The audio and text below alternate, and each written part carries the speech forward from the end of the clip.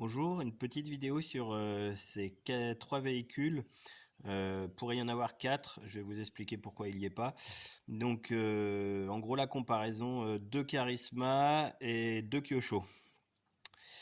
Voilà, j'ai eu les quatre, donc ça va me permettre de parler. Et il y a au moins 6 mois de roulage avec les Charisma, donc voilà, je peux quand même dire quelques trucs.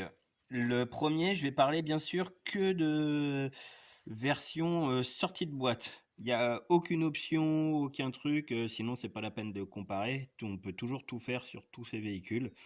Donc amortisseur d'origine, roue d'origine, tout d'origine. Ok.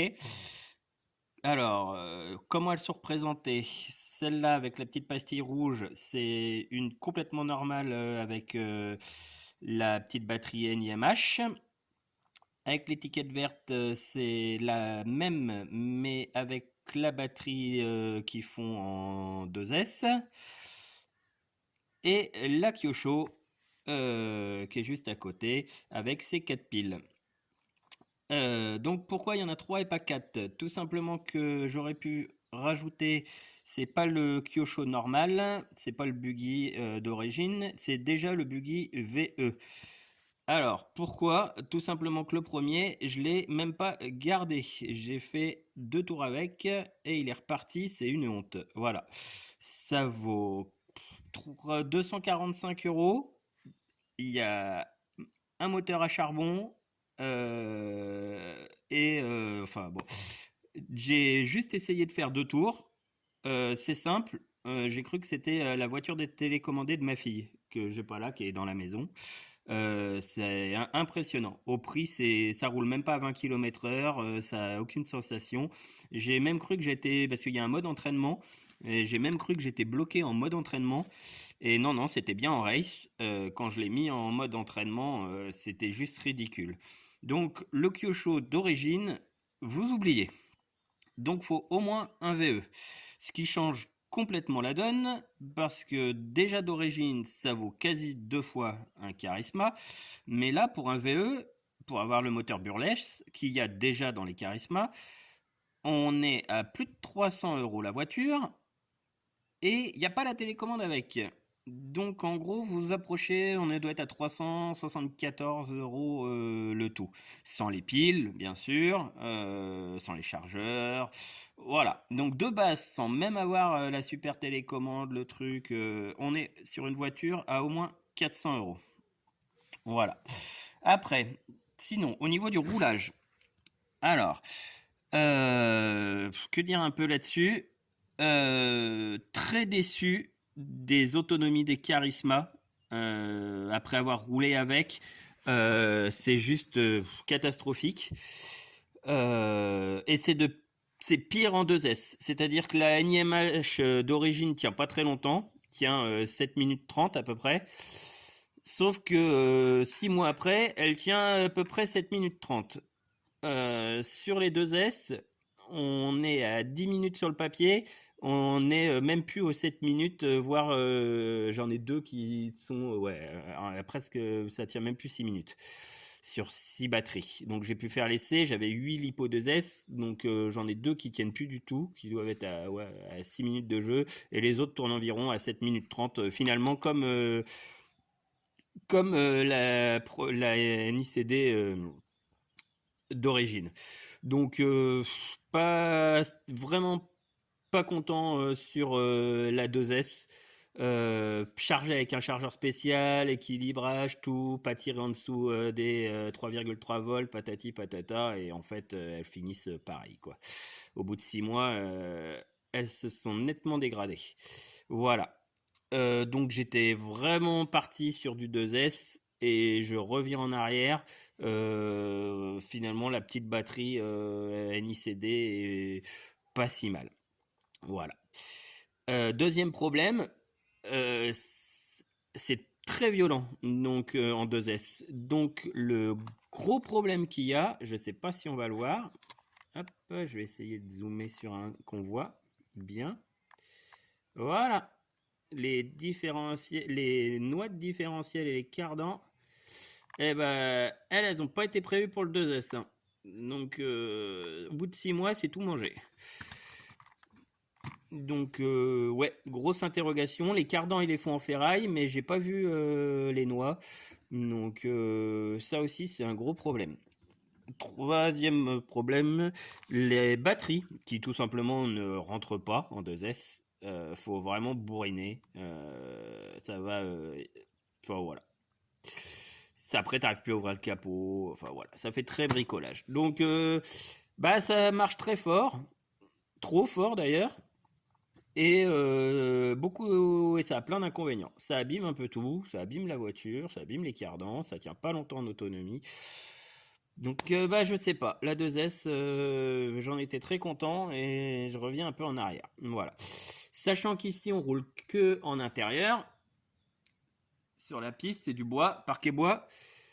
Les pneus des Charisma sont bien mieux que les petits picots de chez Kyosho là, ça vaut rien, enfin, voilà, ça se bouffe en 5 minutes. Après au niveau des télécommandes et des choses comme ça, et bon, ça faisait cheap sur le papier et en fait les petites télécommandes Charisma sont super bien. Et surtout bridables là en 3 vitesses.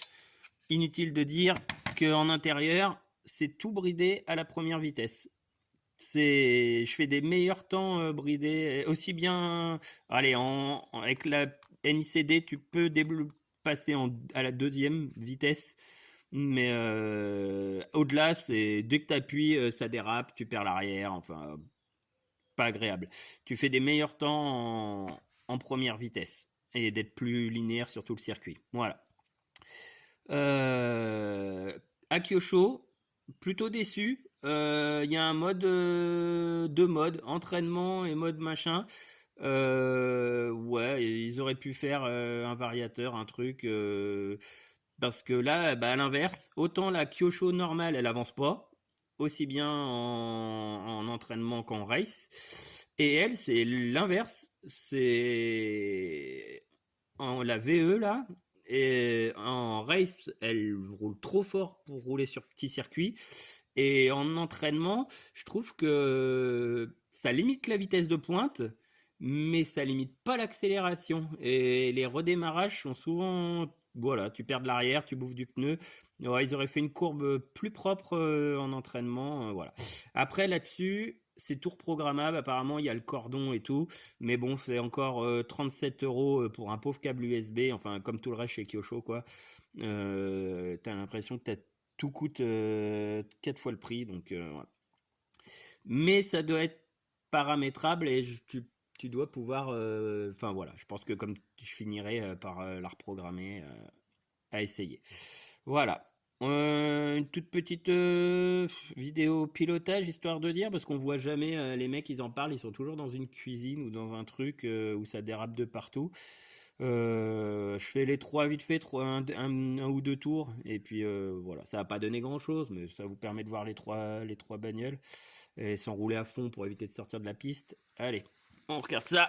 On commence donc par la 1S. Enfin, c'est même pas du 1S, excusez-moi, c'est du NICD, ils ont arrêté la 1S.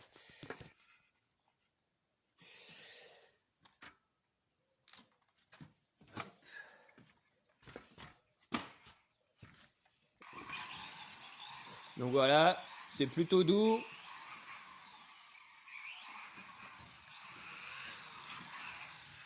Ça me fait bizarre, j'ai plus l'habitude. Parce que je l'ai pas conduit depuis longtemps. Alors elle, par contre, ce que je reprocherais, c'est l'accélération est assez bizarre. Au début c'est creux et au milieu ça donne de la patate. Bah tiens, je suis super doué aujourd'hui. Au milieu ça donne de la patate. Et après ça en a plus. Donc voilà. Quand on est bien sûr en bridé au niveau télécommande, hein. Je pilote tout en bridé, hein, parce que je vous dis sinon sur du bois on perd l'arrière, voilà. Voilà pour celle-ci. La même en 2S. Je fais un peu l'essai parce que c'est rare de réussir à avoir un peu toutes. Et là vu que je les avais toutes, j'en profite. Donc voilà. C'est oh, bon, ça je suis. Donc c'est beaucoup plus violent. Ça a vite tendance à déraper de l'arrière. Par contre, c'est super plaisant. Moi, j'aime bien. En pilotage, voilà, en bridé, hein, en 1. Dès que vous changez le mode, c'est très désagréable. Que à l'extérieur sur les parkings.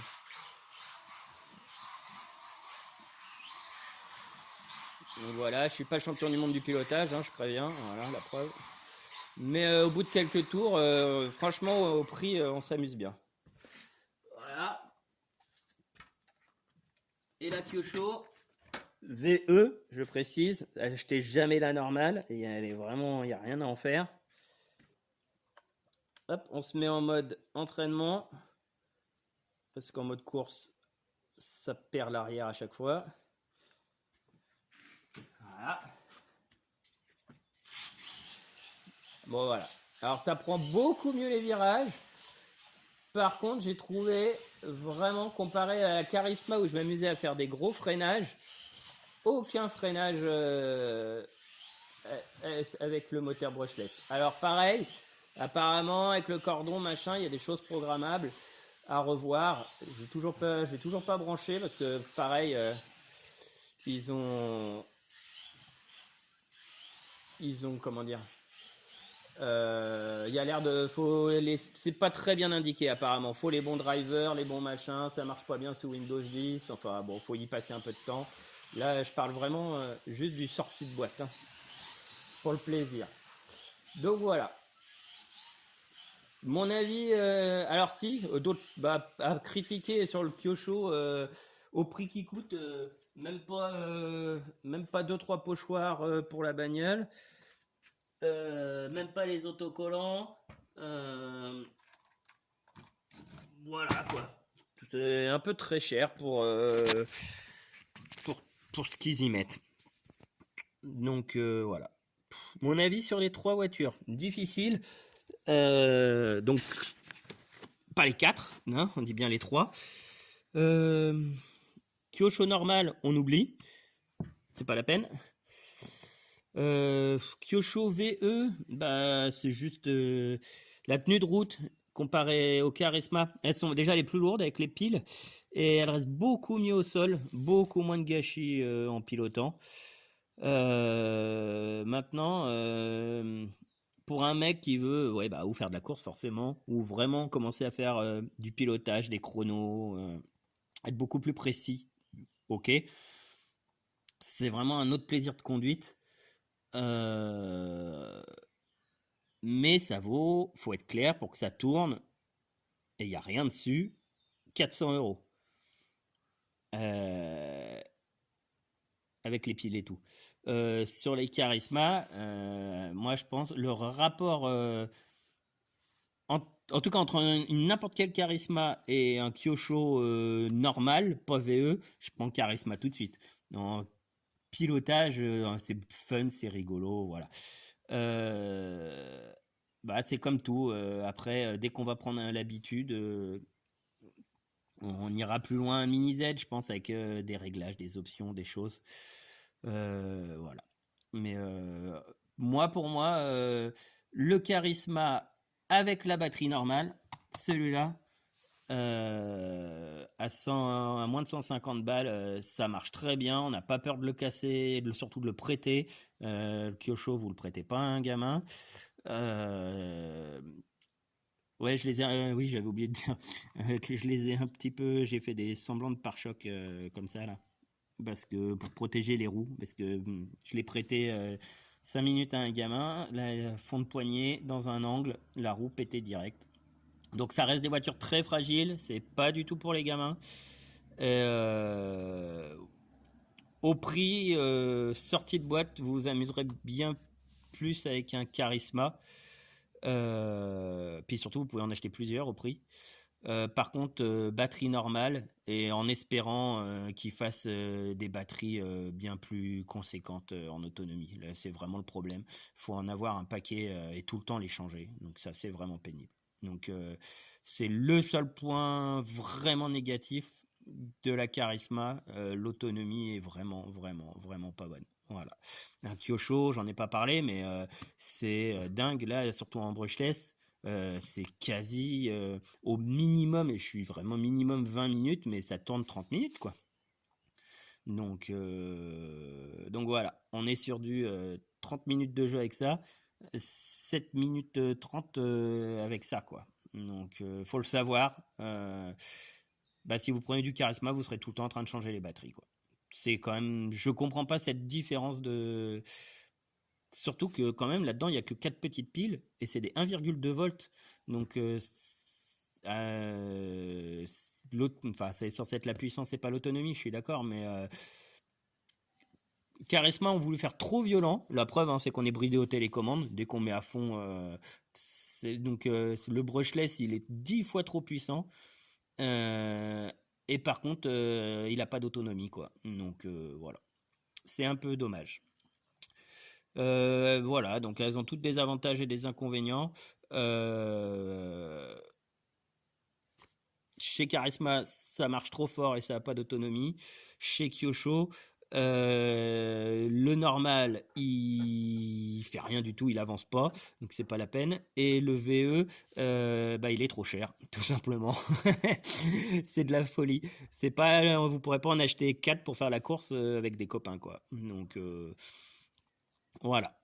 Allez, bah, j'espère que ça. Si vous avez d'autres questions ou quoi, vous n'hésitez pas. Et j'espère que ça aura rendu service à quelques-uns qui se posent encore la question.